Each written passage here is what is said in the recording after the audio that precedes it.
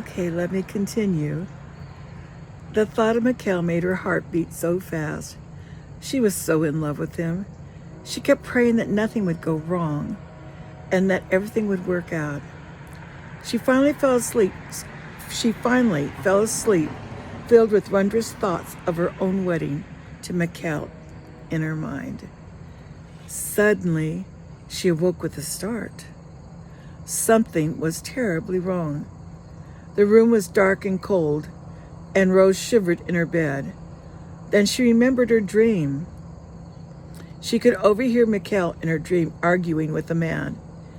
It almost seemed to her that someone would be hurt as a result of their argument.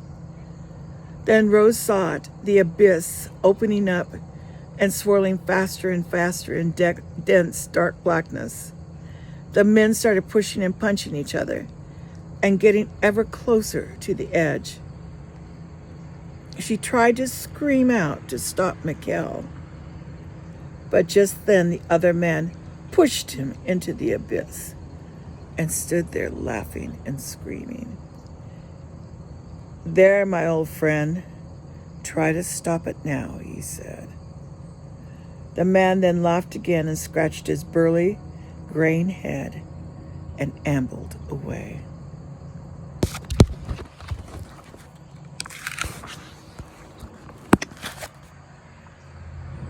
Rose sat there on her bed, shaking and praying as she recalled the dream.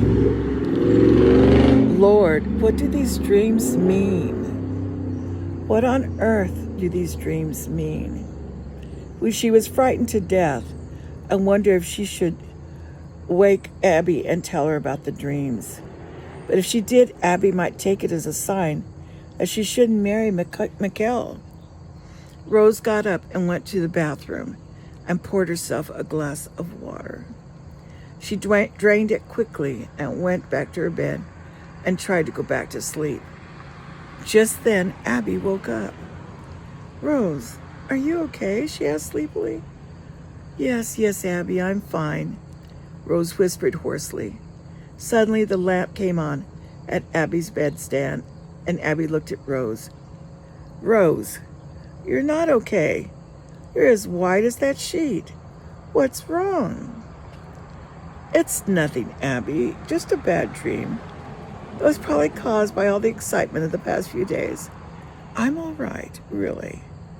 Go back to sleep. It will be morning soon." Abby threw off her blankets and slid out of her bed and sat down on the edge of Rose's bed.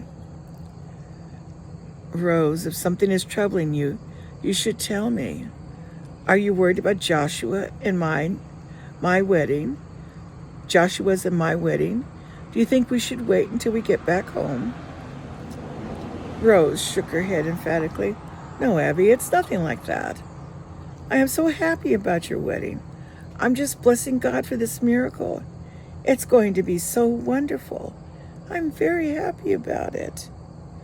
Abby hesitated a moment and then went on. "It's Mikhail, isn't it? You're worried about him asking you to marry him, aren't you?" When Rose didn't answer, Abby went on. "This is very sudden for you, Rose, and the situation requires a lot of prayer. I will pray with you that God leads you in this matter, and you don't rush into anything. Marriage is a big commitment, and even more so when the other party is not a Christian." "Abby," Rose said tearfully, "Mikhail is a wonderful man. I'm not afraid to marry him. He said he would not interfere in the practicing of my faith. I'm not worried about that. It's just that..." Rose's voice trailed off.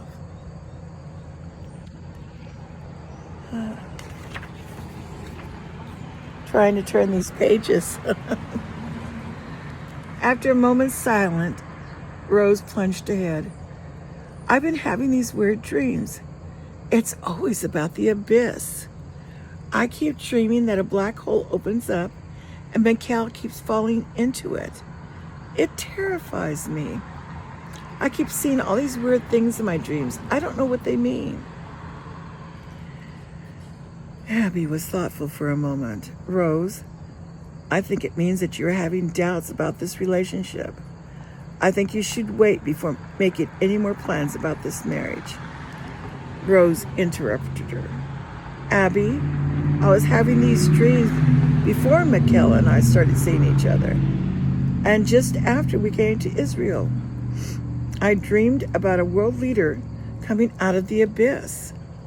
I think the Lord is showing me things, maybe things that might transpire soon. Oh, I don't know, Rose cried out in exasperation. I have a headache now. I just need to go to sleep.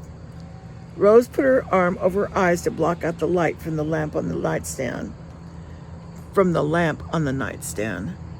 Abby went to the bathroom and picked up some over-the-counter pain reliever for Rose. She gave them to her and waited and watched as Rose swallowed the pills and settled underneath the blankets again. Abby shivered in the cold and walked over to the heater and turned it on. She waited until the room got warmer and then slid back into her own bed. She listened until she heard Rose's even breathing. She wondered and prayed about what Rose had told her. She would talk about it with Joshua in the morning. She was getting really worried about Rose. She didn't like that Rose was under this kind of stress. Maybe she should have told them to wait to come to Israel. Maybe she should have had them wait to come to Israel. Rose had gone through so much with the loss of their parents' home. Maybe she and Joshua should postpone their plans for the wedding, and they all should return home. She fell asleep praying and asking God what they should do. And that's the end of chapter 4 of Stones of Emptiness, Chronicle 3 of the Abyss. The next chapter is chapter 5, and the title is "The Sand is So Warm Between My Toes." Okay, dear ones. Well, we see that Rose is having a hard time. You know, sometimes the Lord gives us warning about things. And, you know, we do need to pray whenever we get dreams that worry us. We need to pray that the Lord would give us insight into what He's trying to tell us. But I know one thing. I believe that Rose and Mikkel should be together. Two hurting people. They need to comfort each other. And, you know, they need to help each other.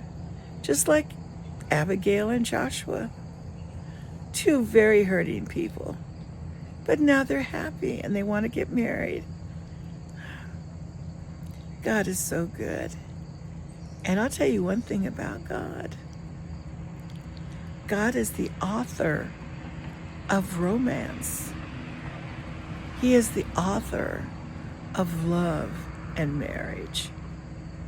He is the author of happiness.